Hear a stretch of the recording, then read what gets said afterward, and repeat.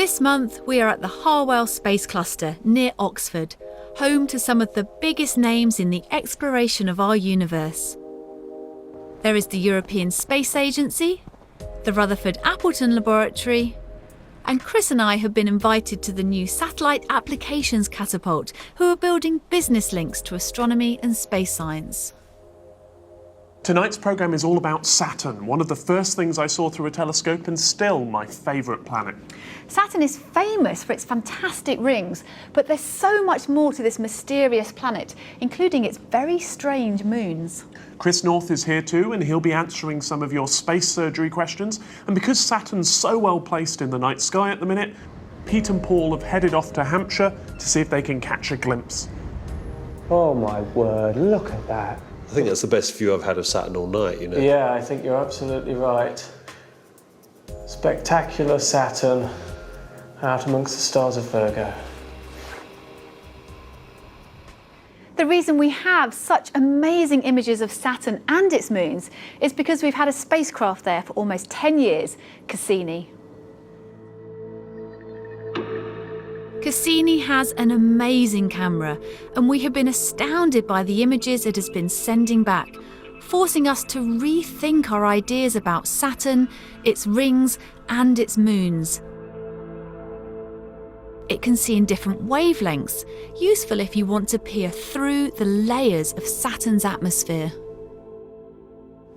We're joined by Lee Fletcher to tell us about stunning Saturn.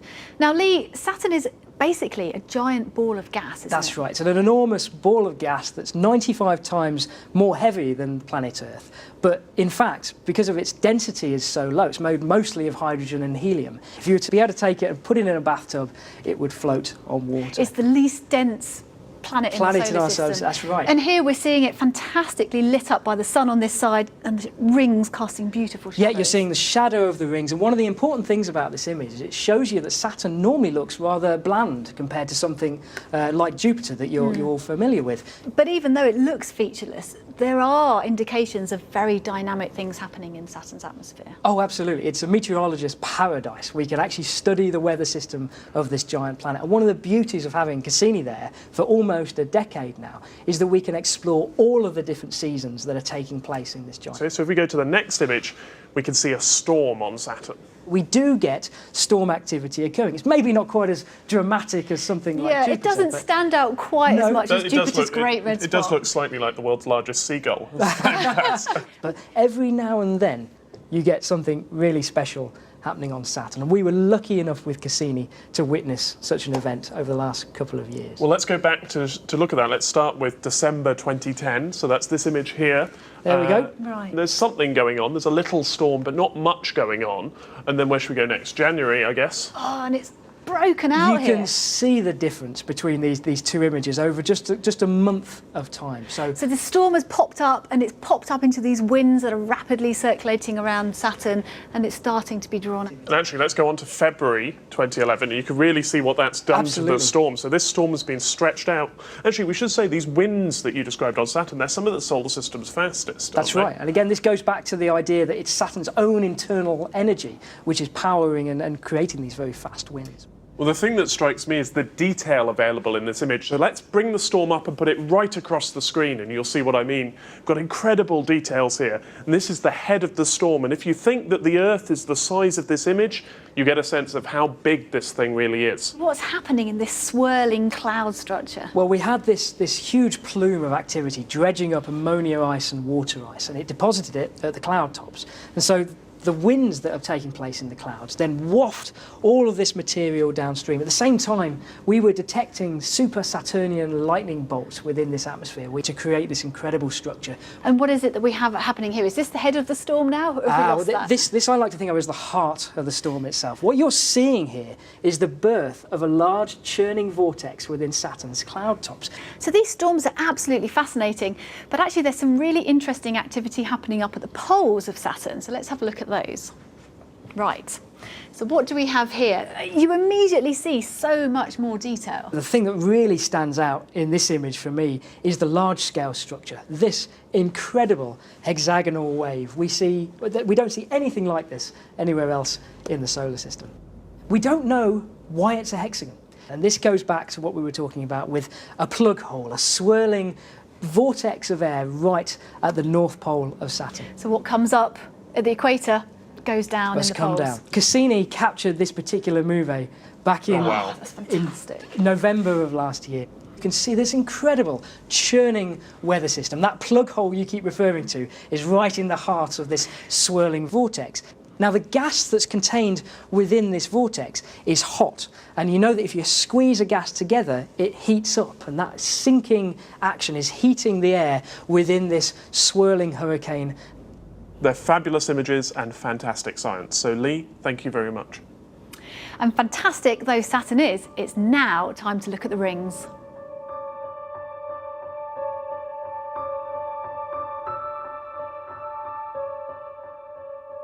The rings of Saturn never fail to look spectacular. We can see them quite clearly, even through a small telescope, but get up close and you see they are extremely complex, made of hundreds of individual ringlets, with some extending far out into space. What's mind-blowing is that these structures are not solid.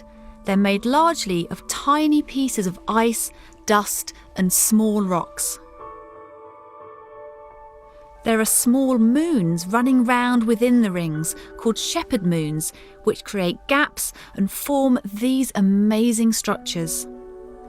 But Saturn's rings still hold many mysteries. Crucially, we still don't know how or when the rings were formed, but there are a couple of opposing theories. This is a fantastic image of Saturn showing its rings beautifully on our video wall.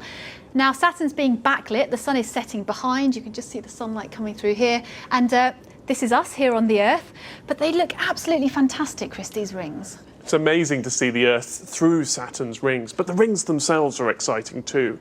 And new results from Cassini have told us they're even more interesting than we thought. One thing that surprised me was that the rings are thinner than we thought. They're just in places 10 to 30 metres thick, so that's about the height of a 3-storey building. And something that thin produces this spectacular structure. One of the other mysteries about the rings is how old they are. And people have argued that because they're very bright, they must be made of fresh water ice, or they have fresh water ice within them. And if there's fresh ice, that means they're young rings, no more than a few million years old. But you could also argue that the rings are in fact very old, and they're something that formed close in time to the formation of the planet itself. It's one of the key things that we need to understand about Saturn. Whether the rings are old or young, they're certainly beautiful. But we can't talk about Saturn without also mentioning its family of amazing moons. The moons of Saturn are strange, wonderful and plentiful, with the current tally running to 62, most of them discovered within the last 15 years. There's Mimas, the Death Star moon, with its large impact crater. Then there's Iapetus, the yin-yang moon, and thanks to Cassini we now know that its odd colouring is due to dust sprayed onto it from the tiny moon Phoebe. Still mysterious, though, is the ridge of 10-mile-high mountains around its equator. Weird Hyperion looks like a big sponge and is probably more similar to a pile of rubble than a solid moon. And finally, there's Enceladus, perhaps the strangest world of all, with its fountains of water spewing into space and feeding Saturn's E-ring. The discovery of Enceladus's fountains by Cassini was remarkable, and it took some plucky flying. Something strange had been spotted in the magnetic field around the moon's south pole, but to investigate this tantalising clue, the spacecraft had to go dangerously close to the moon. Following up on this hunch was the responsibility of Cassini's Michel Doherty. What was it that first made you realise Enceladus had something unusual going on? The magnetic field looked different. When we looked at the data, we could see that it was draping around Enceladus. So it was almost as if it wasn't able to go down onto the surface of the moon. So something was holding it off. There was an obstacle that shouldn't have been there. It was almost like there was an atmosphere. So we thought we'd be brave, and we went to the Cassini project. I spoke to the guy responsible for the spacecraft and I said, I want to fly much closer to Enceladus than planned. And he said, oh, that's cool. So they changed the third flyby to be 173 kilometers above the surface. And fortuitously, it was going to fly below the South Pole. And that's when we realized that there were actually cracks on the surface, which the imaging team called tiger stripes. And out of these cracks, water vapor was leaking. And so that was the atmosphere that we had seen. And so you've got this leaking water. Where's it coming from? There's a liquid source underneath the surface, a water ocean of some kind. Why it's there, we don't know, because Enceladus is small. It should have cooled down a long time ago. So something is keeping its interior warm, but it's not only water. We've seen organic material as well. Now, organic means chemicals, complex chemicals with carbon. Carbon, nitrogen, methane, benzene. All we know is that at this little moon that we thought was a dead body, there is a liquid reservoir under the surface. Dust, water vapor, organic materials are leaking out. For me, Titan is the most exciting of Saturn's moons. In the 1980s, Voyager, in flying past, saw an orange ball with a thick, hazy atmosphere made up of nitrogen, methane, and complex hydrocarbons. It's taken Cassini, with some help from its tiny lander Huygens, to show us what Titan's surface is really like. In January 2005, Huygens was released from the mother spacecraft. This descent movie shows it plunging through the atmosphere, being buffeted by winds which blow at up to 300 miles an hour. On board, a microphone recorded the eerie sound of a moon, 1 billion miles away from those of us listening in on Earth.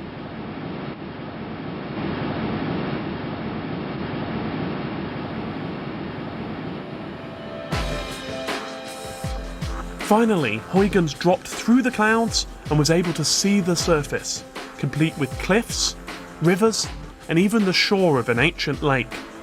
When it landed on the surface, it cracked one of the icy pebbles, the first example of a prang on another world. Since then, the Cassini spacecraft has been using radar to map the surface. Smooth surfaces show up dark, so these black and blue areas seem to be liquid of some sort. At minus 180 degrees, this can't be water. These lakes are made of liquid methane. Cassini can also see in the infrared, picking up the signs of clouds as well as land. Titan, it seems, is a complex world, just like our own.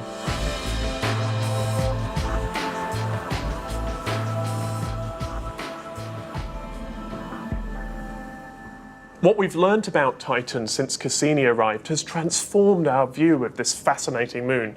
And with us to discuss those new results is Annie Welbrook. Welcome to the programme. Thank you.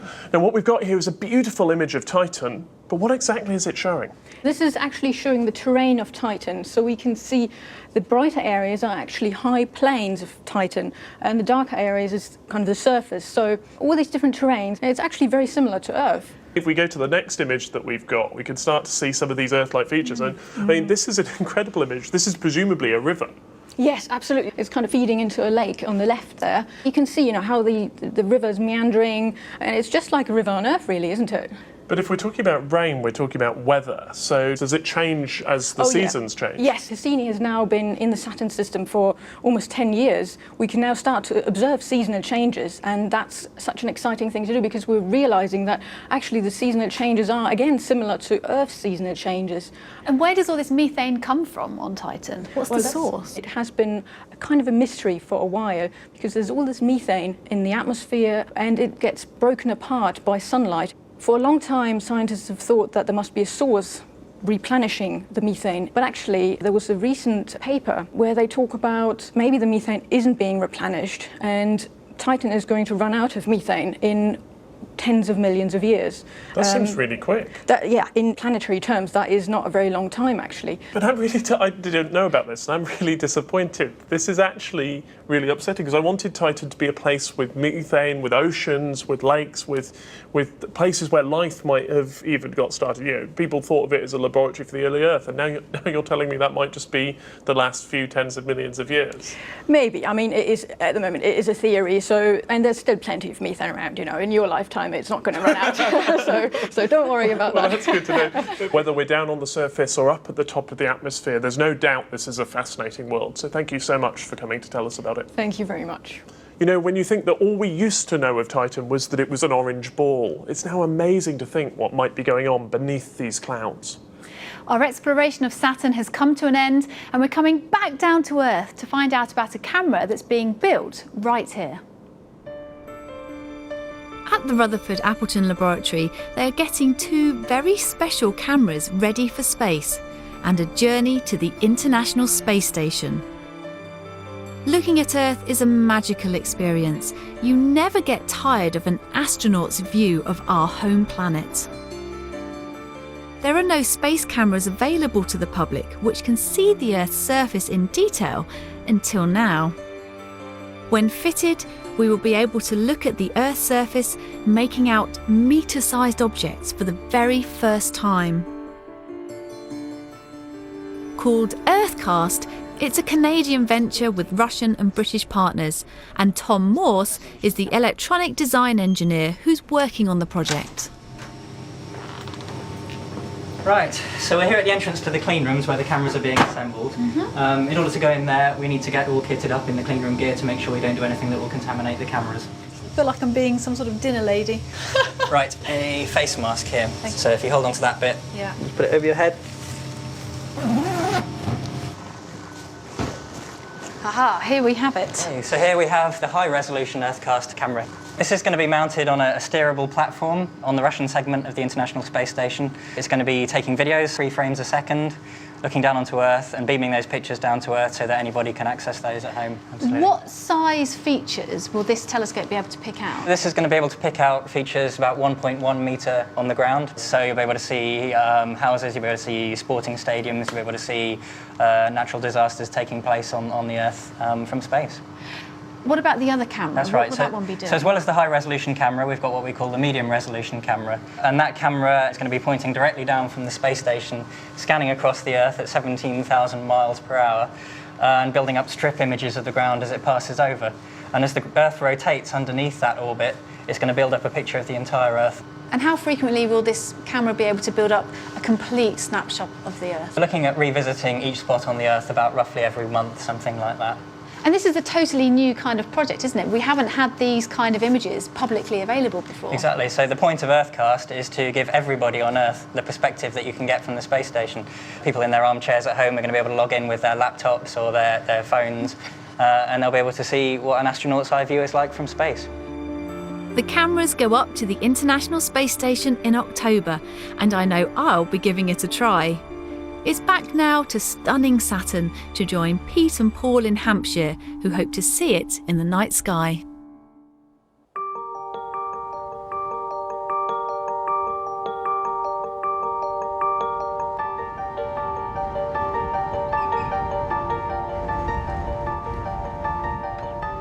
Pete and I have come to Clanfield to visit the Hampshire Astronomical Group, who affectionately call themselves HAGS. The group have a variety of telescopes. This one is 117 years old. Graham Bryant helps keep it in fine working order. Hello! Oh, wow, look at that, a proper telescope. Wow, It's very impressive. This is a refractor. What size is this? We've got a 5-inch Cook refractor and a 4.5-inch Smith Beck & Beck. Wow, this is... What sort of focal length are you talking about? The Cook is an F17, so Right. it's brilliant for planetary and lunar work. And what about this? This looks like the original drive. It is, yes. This is an old weight drive. Wow. I tell the visitors that this was driven by gravity. So, Can I have is it easy to manoeuvre? Yes, Oh, that's very smooth motion. Yes. See, this is much better than yours, Pete. It's like a proper telescope. It's very impressive. So what sort of things do you concentrate on in here? This is used mainly for planetary work, lunar work and solar work. Well, it's clearing up nicely out there, so I wouldn't mind having a look at Saturn through this later. That would be good.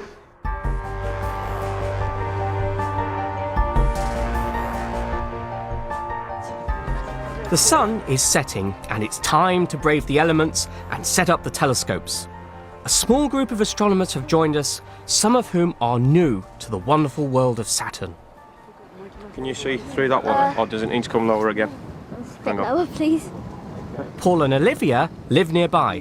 What have you got in the telescope? Currently we're looking at Jupiter. Oh, can I have a look? Certainly Let's can. have a look. What have we got? Oh, that's a lovely image.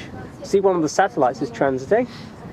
Satellite? A satellite is a moon, and Jupiter has 4 really big ones, Io, Europa, Ganymede and Callisto. And if you have a look through the telescope, what can you see? Well, there are 2 moons to the right of Jupiter, but because this is reversed and it's back to front, it looks like it's at the bottom, but That's from at the top. Yeah, Pete Lawrence, the fountain of all knowledge and wisdom, has just informed me that it's Callisto. So that's one of the moons passing over. Quite pretty, isn't it? Hopefully later on Saturn will be rising over there in the east, so we can have a look at it, and your telescope should bring out some nice details, hopefully. I think. For Christina, Saturn is one planet she has been looking forward to getting in her viewfinder. Christina. Hello. Again. Hi. What are you looking at? Are you looking at the moon? I'm looking at the moon, yes, big and bright. Well, it's actually first quarter at the moment, so that shadow line is right the way down the middle of the moon, isn't it? Have you had a chance to get out and see Saturn? Have. You have? I've seen it for the first time. Wow. What was your reaction? Wow. Yeah, it is, isn't it? It's wow. I mean, it was absolutely teeny tiny, Yeah. but still wow.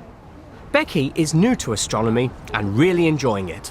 Becky, welcome to the Sky at Night. Thank you. So you're an absolute beginner, aren't you? Total absolute beginner, yeah. And what sort of things have you been looking at then? I've been looking at Jupiter because Oh, obviously that's the easiest one to find in the sky. Yeah. And I remember seeing Jupiter for the first time through it, and it was like, wow, that's absolutely amazing. You had any luck with anything else? I'm hoping to see Saturn tonight. That's kind of one of my tick lists today. Fingers crossed for clear skies. Thank you very much. And let's hope for the best. Thank you. Thank you.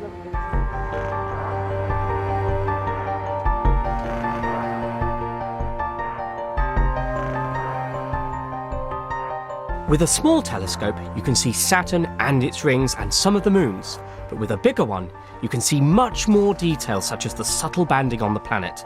Its rings have features too. The outer A ring, then a gap called the Cassini division, and then the inner B ring. Yeah, I thought it'd be a bit of a blur, but you can actually see Oh, no, everything. you can see the yeah, rings yes, and- yes, yeah, and that's... Tonight, with Saturn so low down, it's going to be tough to see that detail.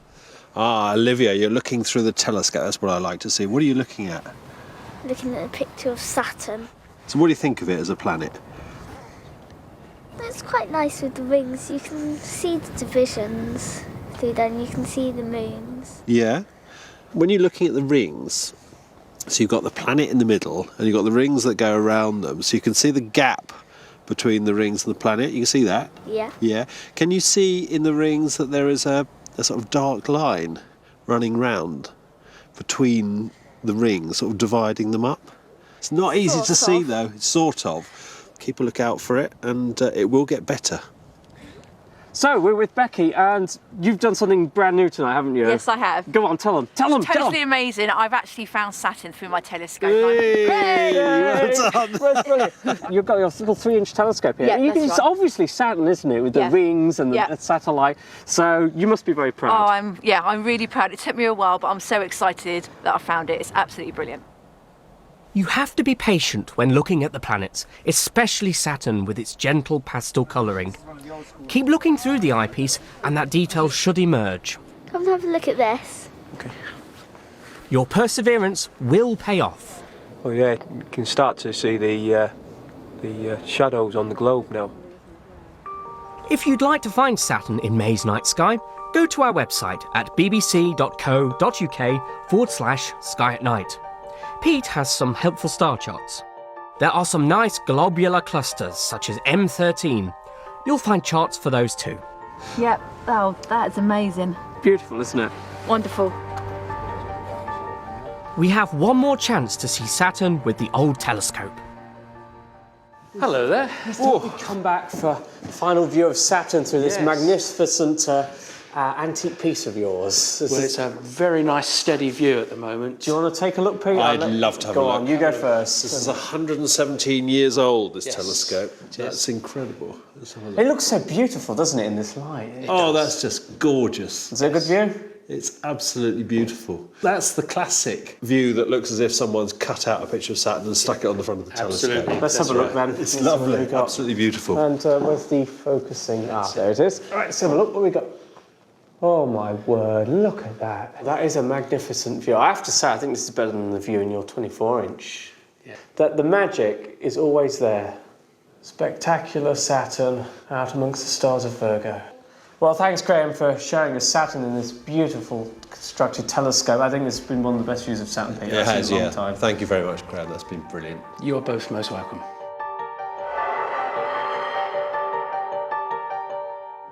Well, weren't Pete and Paul lucky to get such good weather? Let's hope we have clear skies this month too. Well, the Sky at Night Space Surgery's been receiving lots and lots of your queries, and on call this month as ever, Chris North. So Chris, what have you got for us? Well, we certainly have had a lot of questions, and our first one this month refers to the planet Saturn that we've been talking about for much of the programme. It comes in from James Coyle, age 5, from Northern Ireland, who asks, why does Saturn have rings and the other planets do not? Well, James, although Saturn's the planet that's by far the most famous for its beautiful ring system, the other planets, Jupiter, Uranus and Neptune, or the large planets, do in fact have ring systems. They're very hard to detect, they're very faint, and they've only been discovered in the last few decades. And Chris, our next question is one for you. It refers to last month's programme. It comes in from Kevin Geary and many others, who've asked about that rock you were holding that you claimed was from Mars. Well, no one's been to Mars, so how do you know?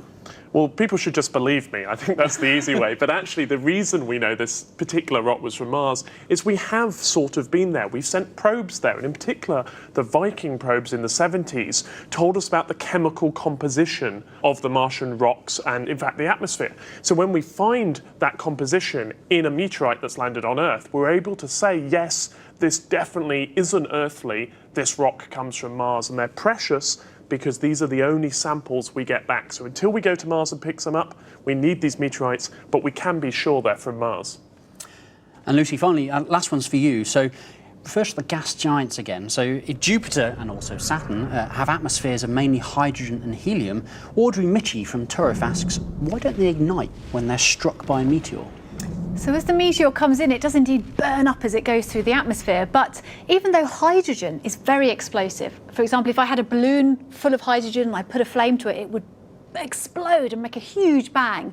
We also use hydrogen to get rockets into space because we burn it. And there's no oxygen in these planets to allow the hydrogen to burn. So that's why it doesn't set light. Lucky for the planets, I guess, otherwise it'd be a very big fireball. Well, keep your questions about this programme or, in fact, anything to do with astronomy coming in. You can do that at our website, bbc.co.uk/Sky at Night. So we look forward to the challenges you're going to set us. Yes, do try to catch Chris out. But when we come back next month, we'll be talking about the lives of the stars. So until then, good night.